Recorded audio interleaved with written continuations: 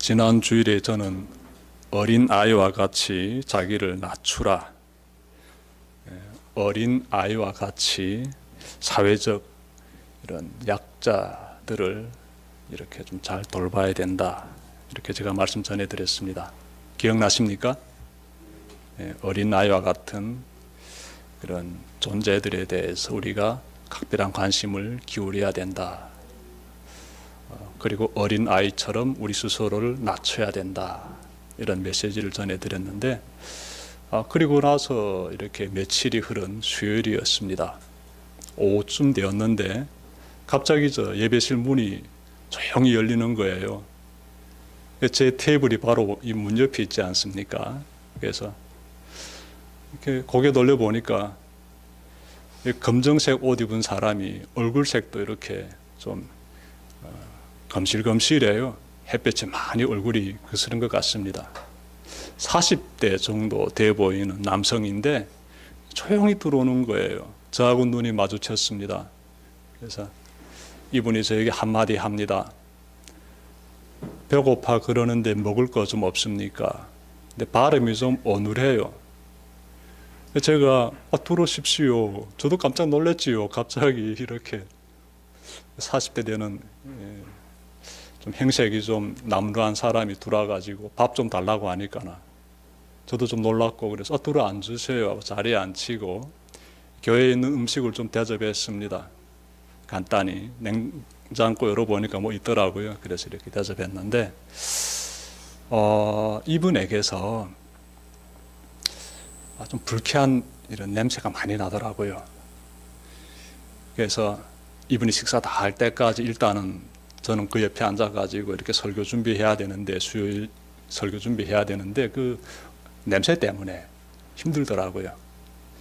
자, 이분이 식사 다 마친 다음에 제가 그분에게 말했습니다. 식사 다 하셨으면 돌아가 달라고, 제가 설교 준비해야 됩니다. 그랬더니 그분이 돌아가시더라고요. 그 다음 제가 문 다 열었습니다. 온 창문 다 열고 문 다 열고 이 예배실에 속이 메스꺼울 정도로의 악취가 꽉 찼어요. 정말 견디기 힘들더라고요. 사람 몸에서 저런 냄새가 나는구나, 이렇게 자기 몸 잘 가꾸지 않게 되면 저런 냄새가 나는구나, 이런 생각을 하면서 문 다 열고 공기를 한동안 갈았습니다. 선풍기 다 켜고. 그때 드는 생각이 있었습니다. 주일에 정말 이 작은 자들을 잘 섬겨야 된다고, 어린아이 같은 사람들, 사회적 약자들을 잘 섬겨야 된다고 말씀 전해드렸는데, 바로 며칠 뒤에 그런 어려운 가운데 있는 사람을 만나가지고 나름 섬기려고 하니까 쉽지 않은 거예요. 그래서 노숙인 사역하는 것이 정말 힘들구나라는 생각 많이 했습니다. 우리가 사회적 약자를 돌보고 그들에게 선을 베풀어야 하는 이유가 있지요. 그것은 우리가 예수님으로부터 받은 구원의 은혜가 너무 크기 때문이에요. 나의 죄를 용서해 주시고 나에게 영원한 생명을 주신 그 주님의 그 은혜가 너무 커가지고, 너무 고마워가지고, 그래서 우리가 선행을 베풀려고 노력하는 것이지요. 그래서 여러분, 우리가 좀 생각해 봐야 되는 것이 있습니다. 믿음과 선행은 동전의 양면입니다. 분리할 수 없습니다. 믿는 사람이면은 반드시 선행을 베풀어야 돼요. 내가 구원받은 그 은혜가 너무 크기 때문에 당연히 내가 선행을 베풀게 되는 것이지요. 그래서 믿음과 선행은 동전의 양면이에요. 분리시킬 수가 없습니다. 함께 가는 거예요. 함께 가는 거예요. 예수님께서 누가복음 11장 28절에서 하나님의 말씀을 듣고 지키는 사람이 복이 있다라고 말씀하셨어요. 그만큼 선을 행하는 것이 중요하다는 것이에요. 오늘 본문에서도 예수님은 선행을 강조하고 있는데요. 6절 보십시오. 나를 믿는 이 작은 사람 가운데서 하나라도 걸려 넘어지게 하는 사람은 누구라도 차라리 그 목에 큰 맷돌을 달고 깊은 바다에 빠지는 편이 낫다, 예수님 하신 말씀인데요. 예수님 말씀을 요약한다면은 나를 믿는 작은 사람을 실족시키지 말아라 라는 것이 됩니다. 나를 믿는 작은 사람은 누구이고 실족시킨다는 것은 어떤 의미를 담고 있을까? 간단히 살펴봐야 되는데, 예수님을 믿는 작은 사람이란 교회 안에 있는 믿음이 연약한 사람을 가리킵니다. 작은 사람이란 믿음이 연약한 사람. 그리고 실족시키다라는 의미는요, 순진하고 믿음이 약한 이런 성도를 유혹해 가지고 죄를 짓게 만드는 것을 가리켜서 실족시킨다라고 해요. 여러분, 교회에는요, 견고한 믿음을 가진 사람과 연약한 믿음을 가진 사람이 서로 어우러져 있습니다. 우리 교회도 마찬가지예요. 누군가는 강한 믿음, 큰 믿음 가지고 있는가 하면 또 누군가는 연약한 믿음 가지고 있어요. 이렇게 서로 어우러져서 우리가 교회 공동체를 구성하고 있습니다. 자, 그런데 연약한 믿음을 가진 사람들, 예수님의 그 말씀에 비춰서 보게 되면은 작은 사람들, 이런 사람들은요, 믿음이 좋다고 하는 사람들, 강한 믿음을 가지고 큰 믿음을 가졌다는 그런 사람들의 말과 행동을 지켜봅니다. 그런데 그들이 말하고 행동하는 걸 지켜보다가 저렇게 하면 안 되지 않는가? 저거 잘못된 행동인데? 이런 부분들을 발견하게 되면 그때에는 믿음이 연약한 사람들이 실족당하게 돼요. 저렇게 죄를 지어도 되는가? 오판하게 되고요. 심지어 믿음을 버리기도 합니다. 제가 7년 전에 당당 뉴스와 뉴스M에서 칼럼니스트로 활동하는 강만원 씨가 쓴 책, 내 정체가 무엇이냐를 제가 읽고 나서 충격받았습니다. 책 제목이 내 정체가 무엇이냐. 제목이 좀 확 안겨오지요. 너 도대체 누구냐라는 겁니다. 내 정체가 무엇이냐. 제목이 그런데 이 강만원 씨가 이 사람이 쓴 이 책을 보면서 제가 충격받은 이유가 있습니다. 왜냐하면요, 어느 한 사람에게 포커스를 딱 정하고 있어요. 근데 그 사람이 누군가 하면요, 여러분들이 아마 대한민국에서 교회 다니는 사람이라게 되면은 이름만 들어도 다 아는 큰 대형교회에서 담임 목사로 섬기는 사람, 그 사람에게 포커스를 딱 잡고 있어요. 그 사람이 불의한 행위를 저질렀다라고 이렇게 막 언급하고 있는데, 학력을 사칭하고 논문 표절하고 재정을 남용하고 불법 안수 받았으며 호화 건축을 추진했다라면서 막 이 사람의 그러한 그 불의한 부분에 대해서 언급하고 있는 거예요. 그래서 그 담임 목사가 거짓과 교만과 탐욕에 물들어 있습니다라고 책에서 강하게 호되게 비판하더라고요. 저는 그 책 보면서 충격받았습니다. 제가 너무나도 모르고 있었던 사실들이고, 그래서 진짜 이런 일이 있었는가 의심도 들면서 또 찾아보니까 또 뉴스에도 이런 부분들이 좀 나왔더라고요. 당시 이 사건은 믿음이 연약한 사람들의 신앙을 사정없이 뒤흔들어 놓았지요. 그런데 이와 유사한 사건들이 우리 주위에서 꼬리에 꼬리를 물고 일어나고 있습니다. 목사가 교단의 법을 어겨가면서 아들에게 대형교회를 넘겨주는가 하면, 목사가 교회의 여성과 불륜을 저지르는가 하면, 목사가 교회에 재정으로 탐욕을 부리는가 하면, 목사가 사회의 비난거리를 만들고 있습니다. 여러분들 다 알고 있는 사실이기 때문에 구체적으로 언급하지 않아도 되겠습니다. 믿음이 연약한 사람들은 이런 사건들을 접할 때마다 큰 충격을 받습니다. 성경에 대해서 나보다 훨씬 더 잘 알고 있을 저 목사, 성경에 대해서는 전문가로서 자처하는 저 목사가 저러한 불의를 저지른다면은 성경에 대해서 너무나 모르고 있는 내가 굳이 하나님을 믿어야 하나? 이런 질문 가지게 되고, 그리고 심할 경우에는 아예 믿음을 접습니다. 저는 그런 사람들 몇 명 만났어요.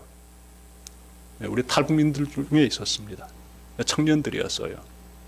그래서 그들이 저에게 목사들이 보여주는 그 모습들 보면서 하나님 믿기 힘듭니다 라고 말하는 걸 제가 들었어요.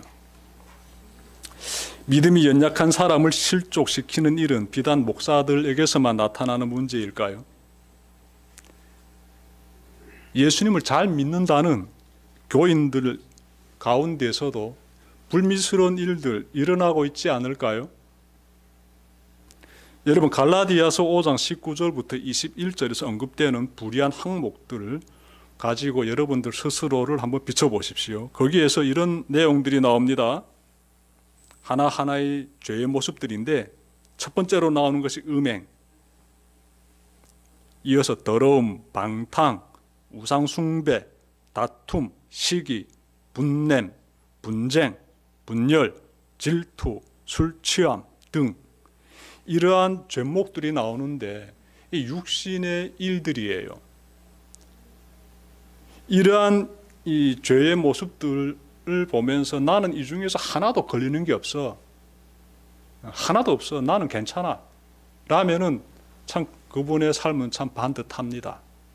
정말 예수 그리스도를 닮아가기 위해서 부단히 갈고 닦는 참 아름다운 모습이에요. 그런데 음행, 더러움, 방탕, 우상숭배, 다툼, 시기, 분냄, 분쟁, 분열, 질투, 술취함 이와 관련된 내용들 중에서 하나라도 나에게 걸리는 게 있다라게 되면 그 모습을 보고 주변에 있는 가족이라든지 회사 사람들이라든지 나의 친구들이 실족하게 됩니다. 예수 믿는 사람들 저렇게 해도 되나? 저렇게 해도 되나 보네? 이런 생각을 가지고 오판할 수도 있고, 당신들 그런 행동 보면서 나는 예수 믿고 싶지 않다라고 마음을 딱 접을 수도 있어요. 예수님은 작은 사람을 실족시키는 자는 차라리 연자 맷돌을 목에 걸고 깊은 바다에 빠지는 편이 낫다, 이렇게 말씀하셨습니다. 예수님께서 지금 충격 화법을 사용하고 계시지요. 연자 맷돌 아시지요? 곡식 이렇게 가루낼 때 사용하는 이 도구인데 큰 돌이지 않습니까? 사람이 힘으로 이 연자 맷돌 굴리기 힘드니까 나귀를 비롯한 짐승을 사용해 가지고 연자 맷돌을 이렇게 돌려 가지고 곡식을 빻곤 그러지 않았습니까? 이처럼 그 맷돌을 목에 걸고 그것도 깊은 바다에 빠져 죽는 편이 낫다, 이렇게 예수님께서 강한 충격 화법을 사용하고 있습니다. 어떤 사람? 작은 사람을 실족시키는 그런 행위를 저지르느니 차라리 연자맷돌 목에 걸고 깊은 바다에 빠져 죽는 편이 낫다, 이렇게 지금 충격 화법을 사용하고 있습니다. 여러분, 이 큰 맷돌 목에다 걸고 바닷물에 빠지면요, 죽는 길 외에는 다른 길이 없습니다. 살아날 수가 없어요. 그러니 상상만 해도 섬뜩합니다. 예수님은 이 정도로 강한 충격을 주시면서 작은 자를 실족시키지 말 것을 당부하고 있어요. 왜냐하면 그렇게 하는 것이 우리가 좀 살펴봐야 되는 게 있는데, 구원과 연관되기 때문에 이 정도로 강하게 말씀하시는 거예요. 우리의 구원과 직결되어 있습니다. 작은 자를 실족시키는 자는 지옥에 떨어지는 것이요, 작은 자를 실족시키지 않게 되면 천국에 들어가는 것이다. 우리의 구원과 관련되기 때문에 이 정도로 예수님께서 충격화법을 사용하고 계십니다. 8절과 9절 보십시오. 내 손이나 발이 너를 걸려 넘어지게 하거든 그것을 찍어내버리라. 내가 두 손과 두 발 가지고 어디에? 영원한 불 속에 들어가는 것보다는 영원한 불 속이란 지옥을 가리키고 있어요. 차라리 손발이 없는 채로 생명에 들어가는 편이 낫다. 생명은 천국을 가리키고 있지요. 9절, 내 눈이 너를 걸려 넘어지게 하거든 빼어버리라. 내가 두 눈 가지고 불 붙는 어디에? 지옥에 들어가는 것보다는 차라리 한 눈으로 어디에? 생명에 들어가는 편이 낫다, 이렇게 말씀하고 있지 않습니까? 구원과 직결되어 있어요. 구원과, 우리의 구원과 직결되어 있어요. 아주 중요한 주제지요. 그러니까 여러분이 나로 인해서 누군가 죄를 짓게 되면 이것이 얼마나 심각한 문제인지 꼭 명심하시길 바랍니다. 우리는 믿음이 연약한 사람을 실족시키는 인생을 살지 말아야 하는데, 그러자면 우리가 어떻게 해야 할까요? 우선 예수님의 도우심을 구해야 합니다. 잊지 마십시오. 누군가의 도움이 절실히 필요해요. 내 혼자 힘으로는 안 됩니다. 믿음이 연약한 사람을 실족시키지 않기 위해서 노력해 보십시오. 내 스스로의 힘으로 되는가? 이게 안 돼요. 수시로 상대방에게 계속 실족시키면 시켰지, 스스로의 노력으로 상대방을 실족시키지 않는다? 굉장히 불가능합니다. 우리는 너무나 죄에 쉽게 빠져드는 그러한 상태이기 때문에 그래요. 그래서 우리는 어떻게 해야 되는가 하면 예수님의 도우심을 구해야 돼요. 주님, 내 스스로의 힘으로는 이거 안 됩니다. 그러니 저로 하여금 이 가족의 식구들, 이 회사 동료들, 나와 함께하고 있는 친구들을 실족시키지 않도록 내 말과 내 행동을 좀 붙잡아 주십시오. 어리석은 말과 어리석은 행동하지 않도록 저를 좀 도와주세요. 간절히 기도드리십시오. 그리고 실수를 저질렀어요. 죄를 범했습니다. 믿음이 연약한 사람의 나의 모습을 보고 예수 믿는 사람이 저래? 비웃을 정도로 내가 큰 실수를 저질렀어요. 죄를 지었어요. 그럼 어떻게 해야 할까요? 즉시 하나님께 회개해야 됩니다. 주님, 제가 잘못했습니다. 제가 큰 죄를 지어서요. 그래서 우리 가족이라든지 내 주변의 사람들이 저로 인해서 실족 당하게 되었습니다. 이거 어떻게 하면 좋습니까? 도와주십시오, 하나님. 이렇게 기도드려야 됩니다. 하나님의 도움이 절실히 필요해요. 그리고 자신의 잘못에 대해서 상대방에게 분명하게 얘기하십시오. 내 잘못을 인정하십시오.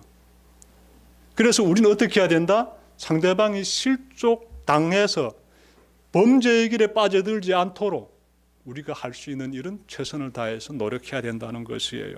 그 사람이 죄에 빠져 들어가지 않도록 노력해야 돼요. 하나님의 도우심을 구하면서 기도드리고 그 가운데서 하나님의 도와주시는 큰 놀라운 힘을 여러분들의 삶에서 꼭 경험하시길 바랍니다. 자, 그리고 다음으로 자기 희생을 실천해야 해요. 자기 희생. 무슨 뜻인가 하면 사도 바울 보게 되면은 이 사도 바울은 믿음이 연약한 사람을 실족시키지 않기 위해서 자기 스스로를 희생합니다. 무슨 내용인가 하면 고린도전서 8장 7절부터 13절에서 나오는데, 당시 고린도 교회에는요, 우상 숭배에 사용된 고기를 먹어도 되는지를 가지고 논쟁을 벌였습니다. 예. 아니, 우상 숭배에 사용된 고기든 아니면 일반 고기든 고기는 하나님으로부터 온 것이야 라고 생각하고 먹으면 아무 문제가 되지 않습니다. 그런데 교회에 다니는 사람들이 이거 우상 숭배에 사용됐던 고기가 시장에 흘러나와 가지고 판매하게 되고 그 고기를 우리가 돈 주고 사서 먹으면 이것이 문제되지 않을까? 이런 질문도 가지게 되고, 그래서 토론하게 되는 것입니다. 그리고 또 하나, 우상 숭배 현장에서 우상 숭배하는 자들과 함께 자리에 앉아서 우상 숭배에 사용된 고기를 먹을 수도 있잖아요. 이런 행동은 우리가 어떻게 바라봐야 되는지를 가지고 서로 논쟁하게 되었습니다. 논쟁하게 되었어요. 그래서 우상에 사용된 고기든 그렇지 않은 고기든 그냥 하나님으로부터 온 고기이기 때문에 먹어도 돼 라고 사도 바울은 말하고 싶었지만 이 교회 안에 연약한 사람들이 있는 거예요. 이 사람들이 오판할 수 있는 것이에요. 무엇인가 하면 우상 숭배의 고기를 먹어? 우상 숭배에 사용됐던 고기를 먹어? 그러면 우상 숭배하면서 예수님을 믿을 수 있나? 이런 잘못된 판단할 수 있기 때문에 사도 바울은 무슨 말하는가 하면 나는 영원히 이제부터 고기 먹지 않겠다라고 선언합니다. 선언해요. 여러분, 사람은요, 음식에 굉장히 많은 관심 가지고 있습니다. 지금 유튜브 들어가 보십시오. 사람들이 먹는 것이 얼마나 신경 씁니까? 먹방에. 왜? 먹는 것이 생명과 연관되고 먹는 것이 삶의 질과도 연관돼요. 그런데 이 고기라는 건 굉장히 중요한 음식이지 않습니까? 우리 건강을 지켜주는. 귀한 음식이죠. 근데 사도 바울이 뭐라고 말합니까? 나는 약한 자를 실족시키지 않기 위해서 나는 애초에 고기 먹지 않겠다. 먹어도 되지만 안 먹겠다. 라고 이 사람이 딱 선포합니다. 귀한 모습이에요. 우리도 사도 바울처럼 약한 자를 실족시키지 않기 위해서 자기 희생을 실천해야 합니다. 근데 한국 사회 보게 되면은요, 술 문화가 깊이 사회에 퍼져 있습니다. 술 문화. 여러분은 사회의 술 문화에 어떻게 대처하고 있습니까? 성경은 절주를 요구하지 금주를 요구하는 것은 아니야 라면서 적당히 사회 술 문화에 동조하고 있지는 않습니까?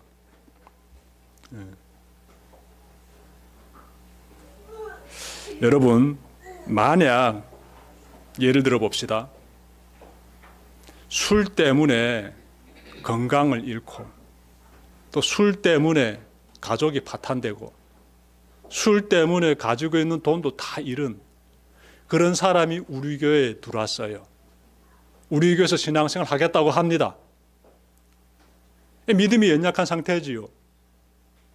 그러면 그분을 대할 때 여러분들 어떤 자세를 취해야 합니까? 아, 성경에서 술 그거 적당히 마시면 된다고 해. 술에 취하지 말라고 했지 술 자체를 마시지 말라고 말씀한 건 아니야. 라면서 절주하면 돼 라는 태도로 접근하겠습니까? 아니면 술 마시면 안 됩니다 라는 이 금주하는 자세로 그 사람에게 대하겠습니까? 그 술의 문제로 고통당하는 그 사람이 우리 교회에 들어왔는데 여러분들이 그 사람에게 어떤 자세를 취하겠습니까? 연약한 사람을 하나님께로 잘 인도하는 그런 우리가 되어야 되는데 어떻게 하겠습니까? 절주하는 태도로 다가가겠습니까? 금주하는 태도로 다가가겠습니까? 어떤 자세를 취하는 것이 이 사람을 살리는 가장 합법하고 마땅한 자세가 되겠습니까? 금주지요. 그래야 그 사람이 술의 유혹으로부터 벗어나게 되고 예수 그리스도 안으로 온전하게 거하게 되는 것입니다. 꼭 명심하시길 바라요. 담배도 마찬가지입니다. 담배로 인한 유혹도 마찬가지고요. 그와 연관돼 가지고도 여러분들이 좀 신경을 좀 써야 됩니다. 이것으로 인해서 이 사람이 더 안 좋은 쪽으로 갈까 봐 여러분들께서 금연이라는 좋은 모습도 보여줘야 돼요. 담배 피우는 건 불신자들도요 싫어하더라고요. 타인에게 피해가 되고 본인에게는 더 심각한 피해가 되기 때문에 그러는 것이지요. 근데 사실 술이나 담배를 끊는 것은요 자기 희생이라기보다는 자신에게 큰 유익이 되는 행동이에요. 그러니 여러분들이 이 부분을 꼭 실천하시길 바랍니다. 단호히 끊으십시오. 나의 습관에서 타인을 실족시키는 것이 나타나고 있다면 술이나 담배라든지 그 외에도 여러 가지 있는데 내가 가지고 있는 습관으로 인해서 타인이 실족을 당한다라면은 그 습관 단호히 버리십시오. 그렇게 여러분들이 자기 희생을 실천하심으로써 예수님의 말씀을 잘 삶에서 구현하시길 바랍니다. 자, 끝으로 어떤 상황에서도 약자를 실족시키지 말아야 합니다. 어떤 상황에서도가 중요하겠습니다. 여러분, 약자를 실족시킬 수 있는 가장 위험한 상황이 있습니다. 그 상황은요, 고난이 되겠습니다. 고난. 일상의 평범한 삶에서는요, 어느 정도의 노력만으로 약자에게 선행을 베풀면서 실족시키지 않을 수 있습니다. 그런데 생사가 위태로운 지경에 처하게 되면 약자를 실족시키는 죄를 범할 수 있습니다. 20세기 미국의 대표적인 신학자 중에 한 사람인 랭던 길키가 쓴 책이 있는데요. 제목이 산둥수용소입니다. 이 책은 실화를 다루고 있어요. 실화.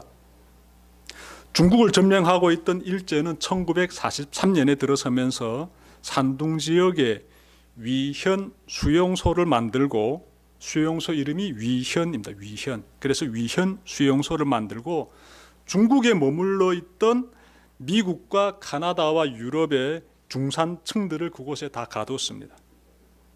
그리고 일제는 수감자들이 속해 있는 나라에서 보내온 그 돈이라든지 물품으로 이 수감자들에게 양식도 제공하고 필수품도 이렇게 제공했습니다. 그러니 위현 수용소는 우리가 생각하는 그런 감옥하고는 다른 분위기예요. 어느 정도의 자유가 있고 먹고 사는 것도 자신들이 속한 나라에서 많이 보내주면 편하게 살고 적게 보내주면 좀 고통당하게 되는 것이지요. 그런데 어느 때부터인가 본국에서의 지원이 끊어지게 됩니다. 그래서 수용소에 갇힌 2,000여 명의 사람들이 굶주림 가운데 빠지게 돼요. 근데 혹독한 굶주림이에요. 사람들이 체중이 쫙쫙 빠집니다. 먹지 못하니까나. 그러던 어느 날 미국 적십자사에서 1,550박스나 되는 지원품을 탁 보냈어요. 이 수용소로.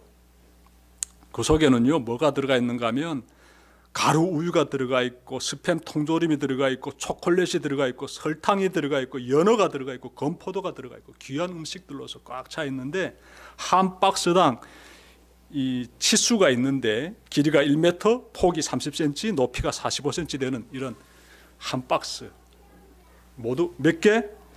1,550박스. 박스마다 귀한 음식들로 꽉 차 있고, 그 수용소 마당에 이 미국 적십자사에서 보낸 이 지원 물자가 산더미처럼 딱 쌓여있게 됩니다. 수용소 안에서 굶주림 가운데서 고통당하던 사람들이요, 야, 이제는 됐다, 맛있는 거 먹으면서 이제는 우리가 살게 되었다라면서 막 좋아하게 됩니다. 그런데 그때 문제가 터집니다. 그 2,000여 명의 수용소에 갇힌 사람들 중에서 10%인 요 200명이 미국인들입니다. 그런데 이 200명의 미국 사람들이 그 우리 본국에서 보내온 후원 물자기 때문에 이건 우리가 다 가져야 된다 라면서 주장하기 시작했어요. 그리고 우리가 이걸 다 가져야 되고, 그리고 나서 우리가 어려운 사람들에게 도와줄지 말지는 그건 차후에 결정하면 된다. 그러니 이것은 우리 몫이다 라면서 주장하기 시작했어요. 그런데 놀라지 마십시오. 그것을 주장하는 사람들 중에 선교사도 포함되어 있었습니다. 선교사도. 이 문제가 불거지게 되자 일제가 어떻게 하냐면요, 한 명당 한 박스씩 나눠주도록 일본 정부가 지시 내립니다. 그래서 미국 사람들은 어떻게 하겠습니까? 일본 정부가 딱 지시한 대로 따를 수밖에 없어요. 이곳은 수용소입니다. 수용소. 밖에 외부 세계가 아니라고요. 총을 쥐고 지키는 일본군 앞에서 자신들이 뭘 더 주장할 수 있겠습니까? 이 사건 보면서 어떤 생각이 듭니까? 이 사건 보면서 우리가 그들의 심정 헤아려 봐야지요. 얼마나 배고팠으면 저랬을까? 저 한 박스 한 박스 그 양식이 참 귀하지만 그거 아마 한 달도 안 돼서 다 사라질 것이고, 그러면 우리는 또다시 굶주림과 고통당해야 되는데, 그러기 때문에 이 한 번에 많은 물자를 가지고 있는 것이 앞으로 우리에게 큰 도움이 될 것이다. 이 기회를 놓치면 안 된다. 이런 개인적인 욕심이 솟아오르는 거 이해는 돼요. 이해는 돼요. 생명 앞에서 그런 욕심 부릴 수 있지요. 그런데 다른 사람도 아닌 선교사도 그들 가운데 한 사람이었다라고 해요. 사실입니다. 그러면 그 수용소 나머지 1,800명이 되는 사람들은 그 미국인 선교사를 보면서 어떤 생각 가지겠습니까? 다른 사람은 몰라도 하나님 믿는 사람도 저러고 있네. 실족하지 않겠습니까? 실족하지 않겠습니까? 생명을 위협하는 고난의 터널에 들어서면 각 사람들의 본성이 다 드러납니다. 그때 예수 믿는 사람의 믿음도 검증됩니다. 여러분들의 삶에 시련이 닥칠 거예요. 그 속에서도 여러분들이 진짜 믿음이 연약한 자들을 실족시키지 않는 올바른 그러한 헌신의 모습 꼭 보여주시기를 바랍니다. 신앙의 진가가 그때 다 드러나게 돼요. 예수님께서 좀 엄하게 말씀하시는데 위기 때 타인을 실족시키면 그 죄는 지옥에 떨어지는 매우 엄중한 중죄다 라고 예수님께서 8절과 9절에서 말씀해 주셨지요. 눈이라든지 손이라든지 발이라든지, 우리 신체 중요한 부위들인데 이런 것들이 장애물이 된다면 잘라버리라고까지 말씀하셨어요. 물론 고지고대로 도끼를 가지고 아니면 칼을 가지고 그 어떤 도구를 가지고 손 자르고 눈 뽑아내라고 말씀하신 건 아니에요. 그 정도로 단호하게 결단 내려야 된다라는 의미입니다. 단호하게 어떤 어려운 가운데 처했을지라도 약자를 실족시키지 않겠습니다. 단호하게 결단 내리시면서 믿음의 삶을 잘 살아가는 여러분들 되시기를 주님의 이름으로 축원합니다. 기도드립시다.